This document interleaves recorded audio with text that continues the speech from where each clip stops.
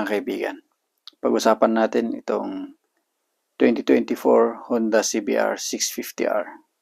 Magbigay tayo ng point of view natin or idea natin kung bakit worth it siya na antayin natin na dumating dito sa Pilipinas. Kasi napakaganda nitong upgrades niya, lalong-lalo na itong e-clutch system niya. Pati yung TFT display niya is upgraded na rin. Yung tail end na sporty design niya, yung front design niya na mas pinaganda, at yung new decals niya na parang Fireblade. Hopefully magustuhan nyo itong video natin mga kaibigan.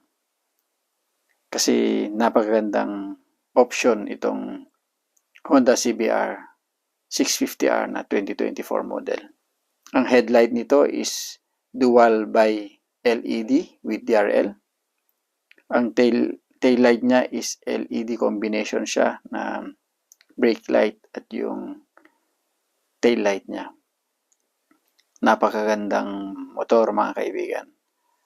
Bago ang fairings nito, possible na mas maganda ito compared dun sa 2023 model mga kaibigan. Ang display unit nito is 5 inches TFT display na with Honda Road Sync connectivity at on-screen turn-by-turn navigator system. Maganda rin itong joystick function button niya na pang-toggle dun sa mga functions ng display unit. Napakagandang upgrade ang mga binigay ng Honda rito mga kaibigan. Lalong-lalo na itong tail end part niya, mas ginawang sporty. Hindi kagaya nung last model mga kaibigan na punggok yung tail end niya. So, itong 2024 model is mas maangas ang dating niya kasi sporty type na siya. Ang fairings niya rin ay bago na rin yung design. Pati yung decals niya is bago na rin. Lalong-lalo na dun sa Grand Prix Red mga kaibigan. Parang Fireblade na yung decals niya. At sa front end niya, sa front fascia niya is mas maganda na siya tingnan kaysa dun sa last model.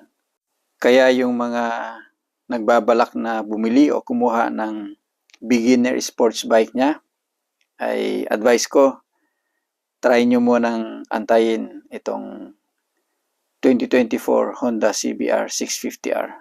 Kasi mukhang maganda talaga ang ginawa dito ng Honda. Ang makina nito ay katulad pa rin ng dati, 649cc, double overhead cam, inline 4-cylinder, 16 valves.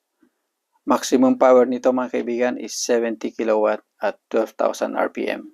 At ang maximum torque niya is 63 Nm at 9,500 RPM. So sa tulin at lakas ng makina nito, mga kaibigan, ay hindi na rin kayo mabibitin. Hindi na rin tayo mabibitin. At siyempre reliable ang makina nito kasi gawang Honda. Kilala ang Honda sa reliability and durability ng mga engines nila. Ang kulay pala nito mga kaibigan ay meron pa rin yung Grand Prix Red na mas maganda na ngayon ang decals. Parang Fireblade na ang dating. Ang mga bagong design dito ng Honda na ginawa ay yung new sporty look niya. Yung mukha niya ay mas maangas at mas magandang tingnan. At syempre yung tail end design niya na ginawa ng sporty. Patulis na po yung bandang likuran niya. At maganda na yung design ng tail light. At syempre yung fairings nito ay bago rin. At yung decals niya ay ginaya sa Fireblade.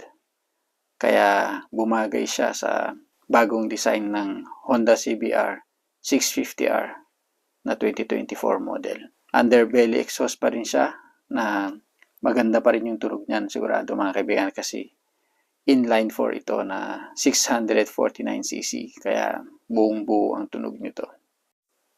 Sa dimensions mga kaibigan ay malamang parehong-pareho ito dun sa outgoing model.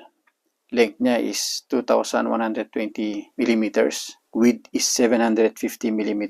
Hindi siya gaanong malapad. Height niya is 1,150 mm and wheelbase is 1,450 mm. Seat height is 810 mm. Ground clearance 130 mm. At weight is 210 kilograms. Ito yung matte black color niya. Maganda rin mga kaibigan. Alin ang pipiliin mo kaibigan? Black color o red color? At syempre, ang pinaka-remarkable na 2024 upgrade ng Honda CBR 650R is itong e-clutch system.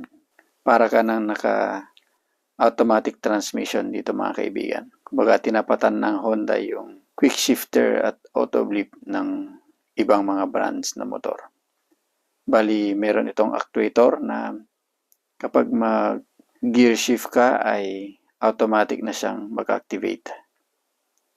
Ang suspension nito mga kaibigan ay front Showa 49mm SFBP upside down fork. At sa rear is single tube monoshock siya na paired in a die-cast aluminum swing arm. At sa gulong naman mga kaibigan, sa harap nito is 120 by 70 R17 at sa rear naman is 180 by 55 rim 17 din. So, napakaganda yung mga gulong niya, malalapad na mga kaibigan. Siyempre sa brakes natin is meron siyang front 4-piston radial 310mm disc at sa rear is 1 piston or single piston 240mm disc Nissan brand siya. With dual ABS channel system ito mga kaibigan. Okay, that's all dito sa simpleng review natin sa 2024 Honda CBR 650R. Hopefully nagustuhan nyo itong video natin mga kaibigan. Maraming salamat pala sa lahat ng subscribers natin. At sa lahat ng viewers natin, maraming salamat din mga kaibigan.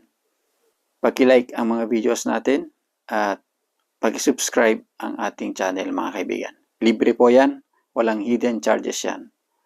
Maraming salamat muli. And as always, keep believing and trusting the Lord. Keep safe and God bless.